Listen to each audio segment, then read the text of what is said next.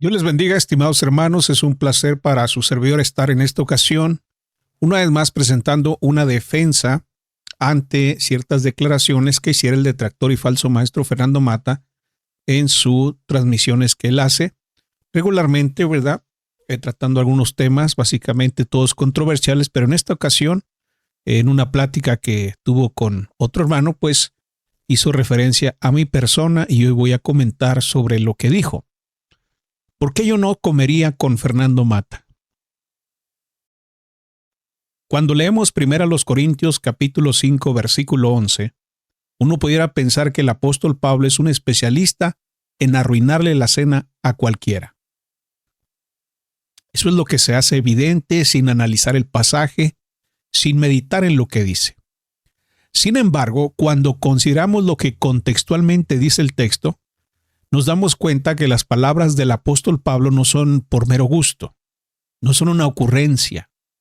Más bien, esas fuertes declaraciones exhiben lo que estaba sucediendo, lo que estaba pasando en Corinto particularmente, y nosotros pues haremos bien en analizar lo que ahí está sucediendo.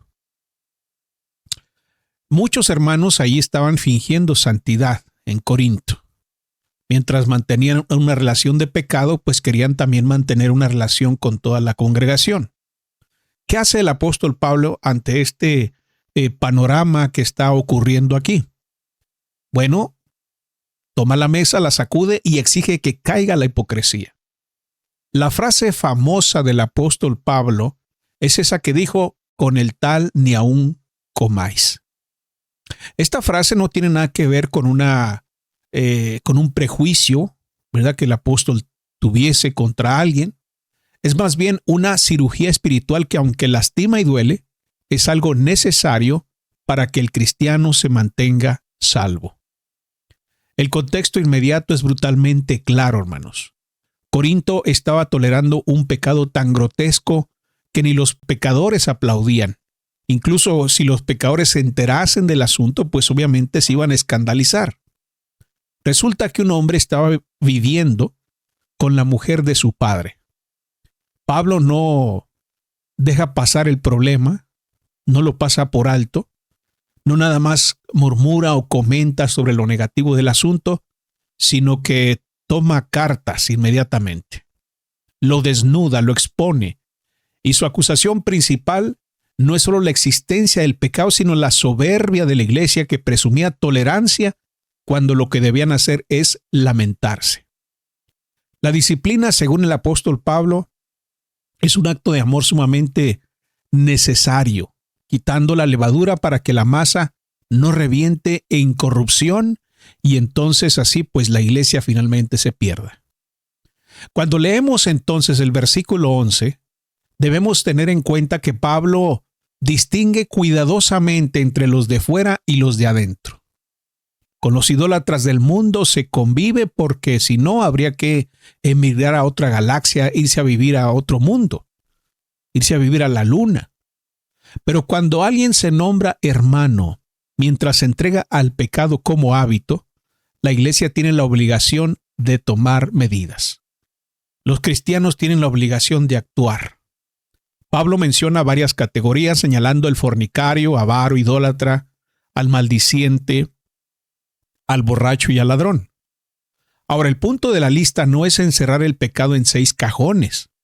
Más bien, la idea es demostrar la amplitud de la amenaza. Cuando Pablo llega al versículo 11, establece con precisión quirúrgica la diferencia entre los de fuera y los de dentro. Con los idólatras del mundo hay convivencia inevitable. De otro modo, habría que abandonar el planeta. Pero cuando alguno, cualquiera, se llama hermano y al mismo tiempo persiste en el pecado como forma de vida, la iglesia no tiene margen para la indiferencia. El apóstol enumera varias categorías: fornicario, avaro, idólatra, maldiciente, borracho, ladrón. No para encerrar el mal en 6 compartimientos, sino para exhibir el alcance del principio. La expresión griega thys adelphos, o no más o menos, con su carácter indefinido y tipológico, no apunta a un caso aislado, sino a todo aquel que reclama el nombre de hermano mientras desmiente esa confesión con su mala conducta. La lista, por tanto, es ejemplar y no exhaustiva. Cualquier modo de vida que niegue en los hechos lo que se afirma con los labios cae bajo el mismo juicio. De ahí la orden tajante. Con uno así, no se comparte la mesa, porque hacerlo sería legitimar una comunión ficticia que contradice la verdad del Evangelio. La mesa en el pensamiento bíblico siempre ha significado aceptación, pacto, reconocimiento. Comer con alguien era de algún modo decirle, estamos en paz, estamos tranquilos, estamos contigo. Bueno, Pablo ordena no comer con el tal porque el acto mismo traicionaría la verdad. Sería como firmar una carta de recomendación espiritual a quien se ha declarado en rebelión contra Cristo. Pablo teme el contagio moral, pero teme aún más que la iglesia pierda la capacidad de decir la verdad con su vida comunitaria. Es decir, que cuando se tolera el pecado de un hermano, entonces la iglesia pierde fuerza en su testimonio. Textos paralelos nos ayudan a ver que la regla no se limita a los vicios mencionados en 1 Corintios. En Romanos capítulo 16, versículo 17, Pablo ordena apartarse de los que causan divisiones contrarias a la doctrina aprendida. En Tito capítulo 3, versículo 10 se prescribe a rechazar al hombre herético después de una y otra amonestación. En la segunda carta de Juan, en el capítulo 1, versículos 10 y 11, el anciano señala que no se debe recibir ni saludar al que no persevera en la doctrina de Cristo, porque participar con él equivaldría a compartir sus malas obras. El mismo patrón aparece en 2 Tesalonicenses capítulo 3, versículos 6 al 14, donde se ordena apartarse del que anda desordenadamente, no porque se le odie, sino para que se avergüence y vuelva al camino del Señor. Entonces, la comunión externa debe reflejar la realidad espiritual, no debe cubrirse. La herejía, la apostasía, la rebeldía doctrinal, aunque no configuran por nombre en 1 Corintios capítulo 5 en el versículo 11, son pecados de igual o mayor gravedad. Si negar la moral bíblica exige separación, pues negar la fe que la funda exige lo mismo. Pablo no está construyendo una lista legalista como quien enumera ingredientes de una receta, hermanos.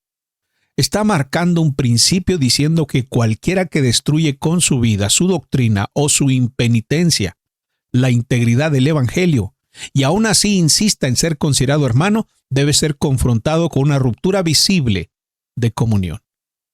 Es una disciplina medicinal, es un recordatorio viviente de que la mesa del Señor no es un adorno cultural, sino la proclamación corporal de la santidad del cuerpo de Cristo. Ahora, esa es la razón por la que no se come con el pecador. No para humillarlo, sino para que despierte. No para sentirnos mejores, sino para que la iglesia no mienta con sus gestos. El pan compartido canta comunión en Cristo. Y si alguien vive como enemigo de Cristo, la iglesia no puede cantar con él mientras su corazón se despeña hacia el infierno.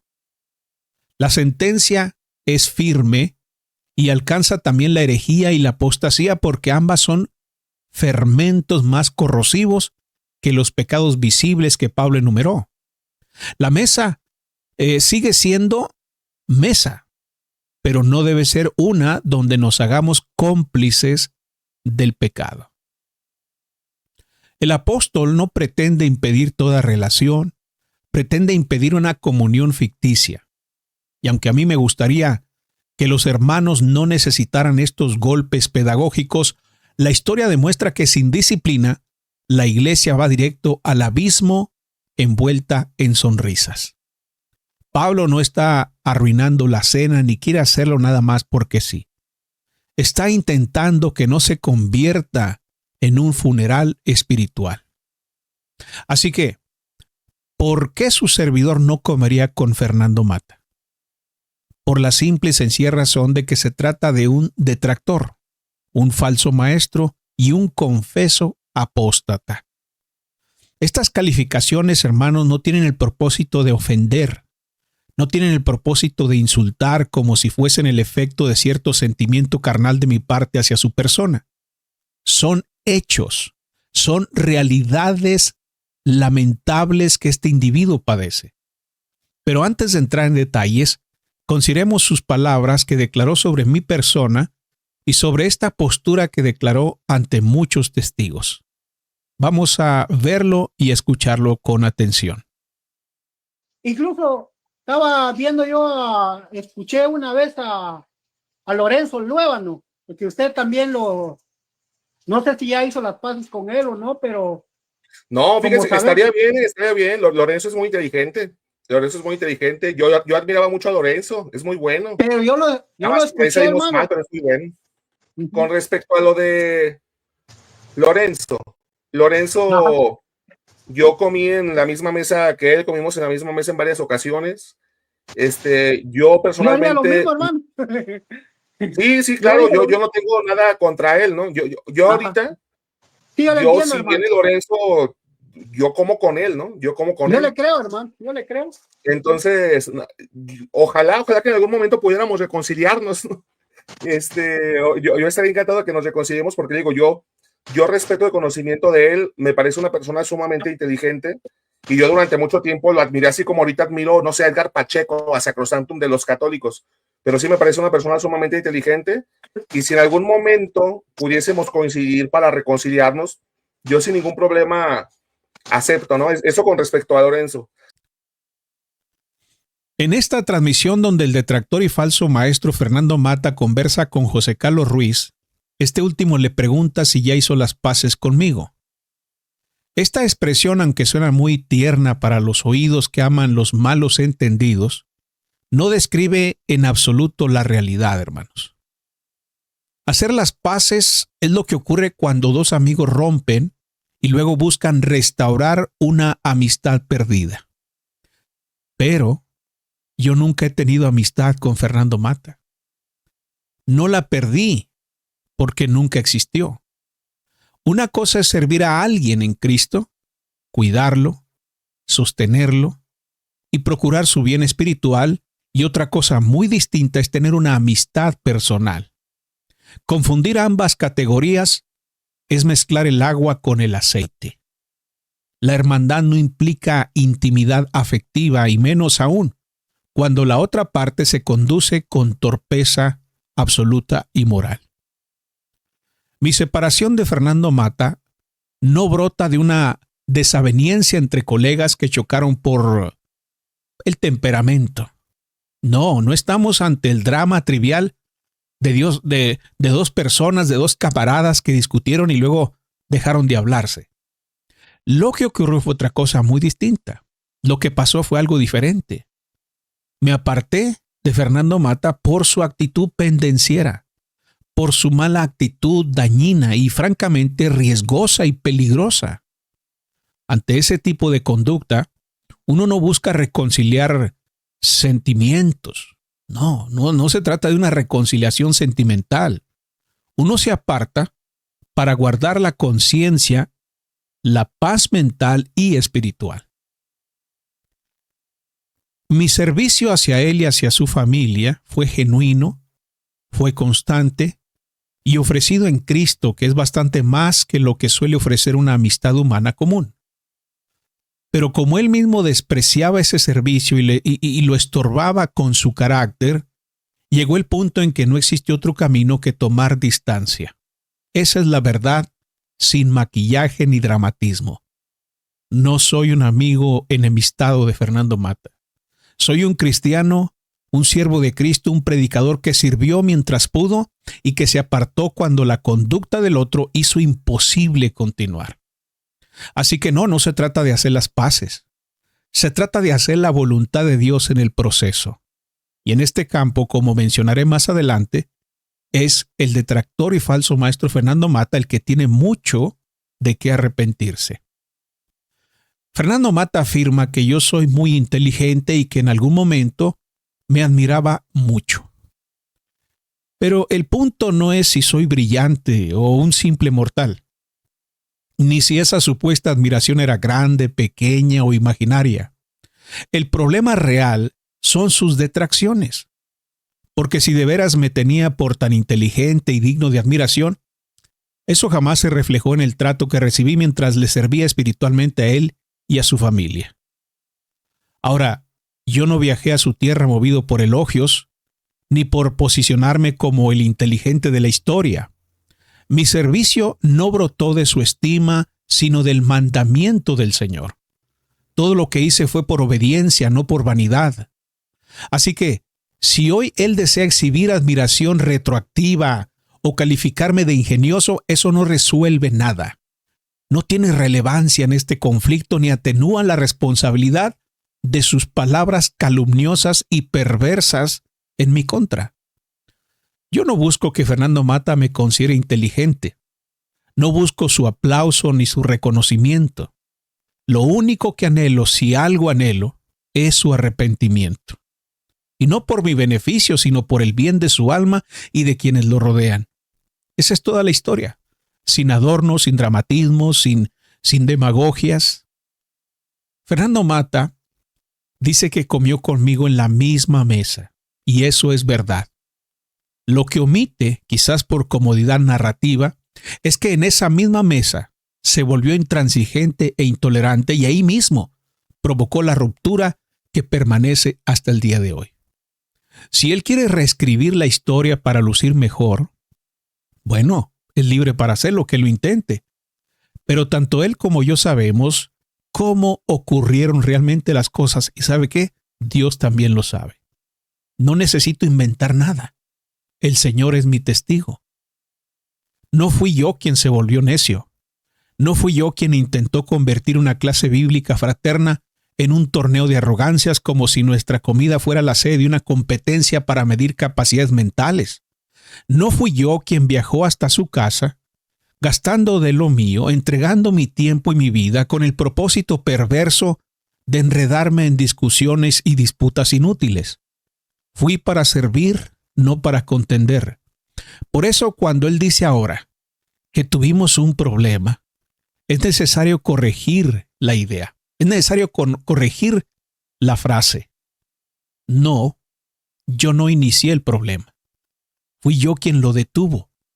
Fue en esa mesa donde puse fin a cualquier posibilidad de relación futura y así a cualquier posibilidad de conflicto.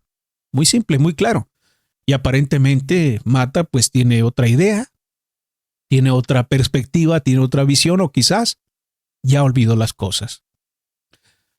Ahora declara con la frecuencia de quien supone que todos padecemos de la mente o que se nos olvidan las cosas, que padecemos Alzheimer, que no tiene nada contra mí. Bueno, eso no es cierto. Porque cuando él dice que no tiene nada contra mí, debemos entender que nada es nada. La nada es la ausencia total y absoluta de algo.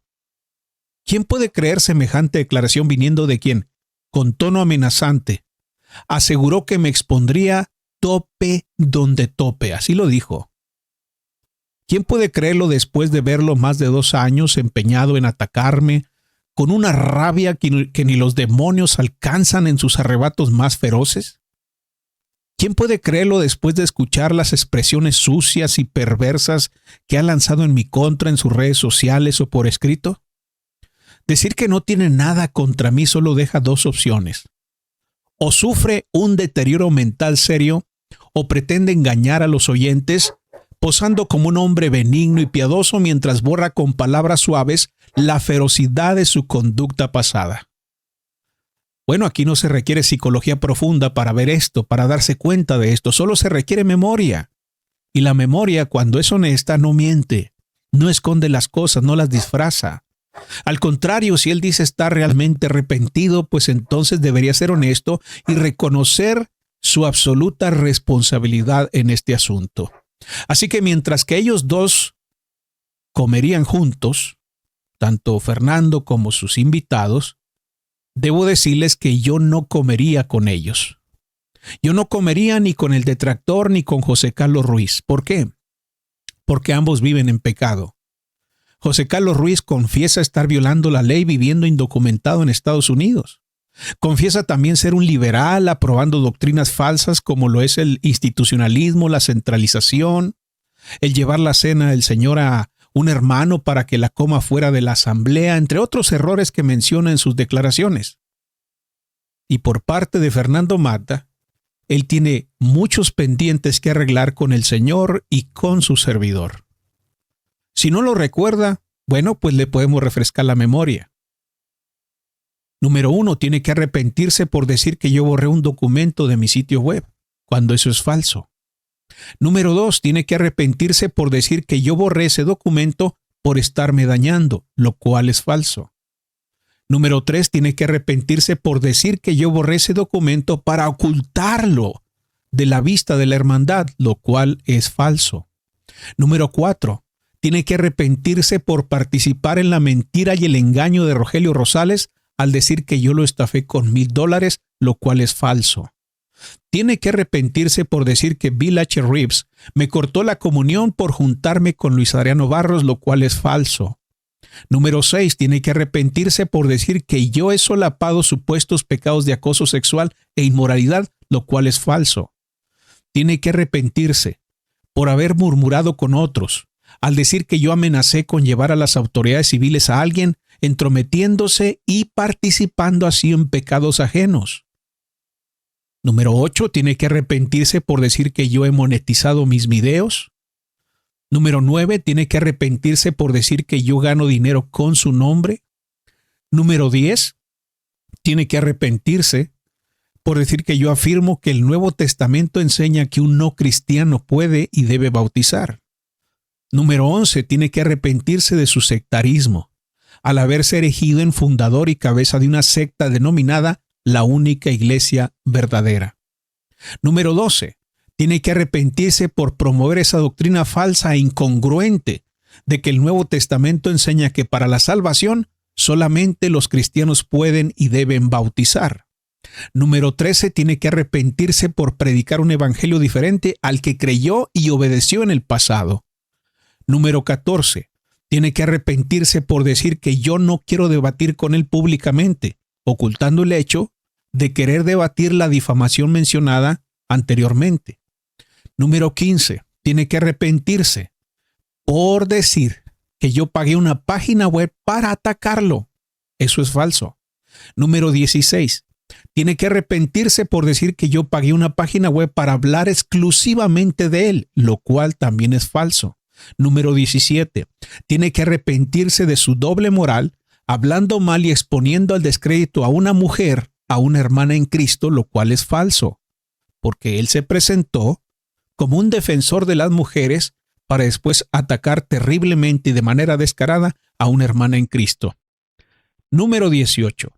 Tiene que arrepentirse de haber dicho que su servidor es parte de cierto ecumenismo para atacarlo.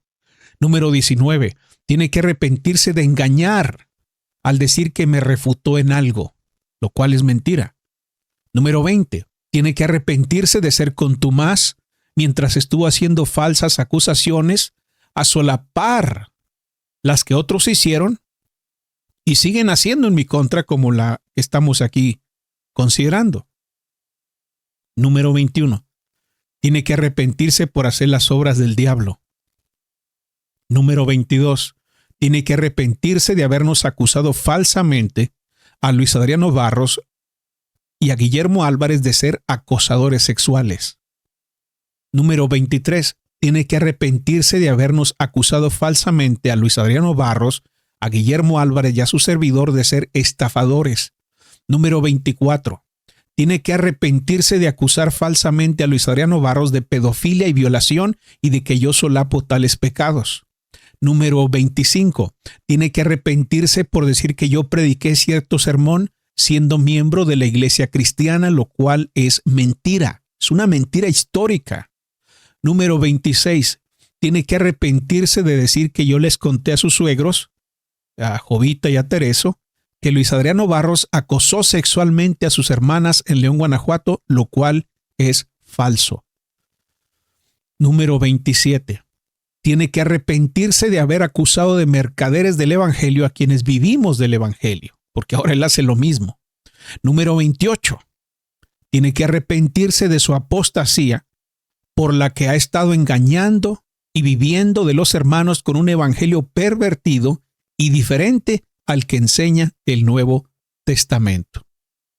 Por todas estas razones, yo no comería con Fernando Mata.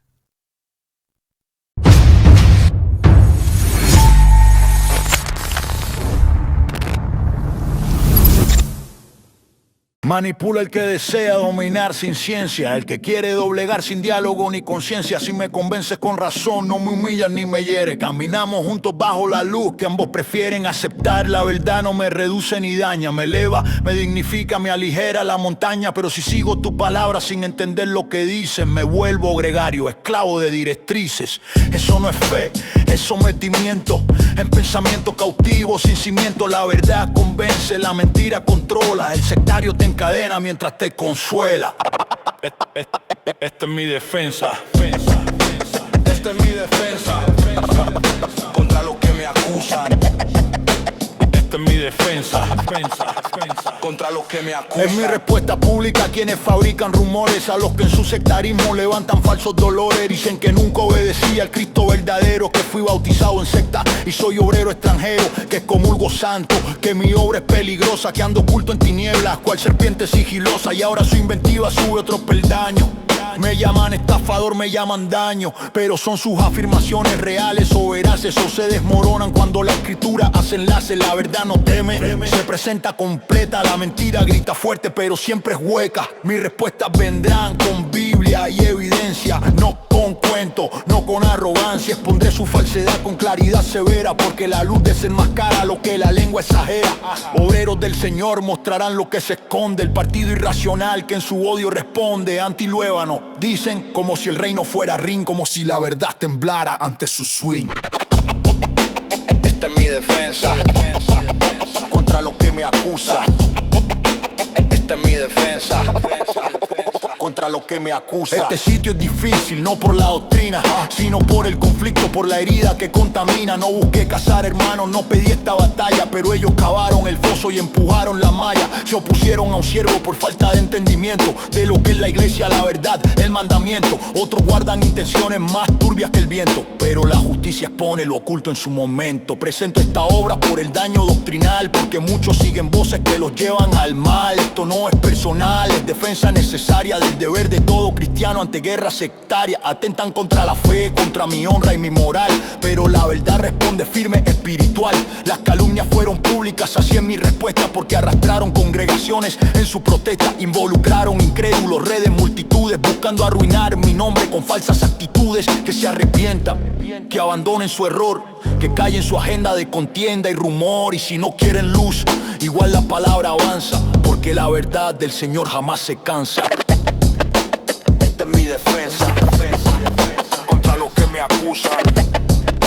Esta es mi defensa contra los que me acusan. Contra los que me acusan, esta es mi defensa. Primera de Corintios 9, verso 3. Sin vergüenza no camino por odio, camino por presencia del Cristo que juzga todo con pureza y sapiencia. Mi batalla no es carne, mi bono es violencia. Es espada que corta mentira y apariencia. El que quiera vencer sin convencer cae solo con su ciencia, pero el que ama la verdad camino en reverencia.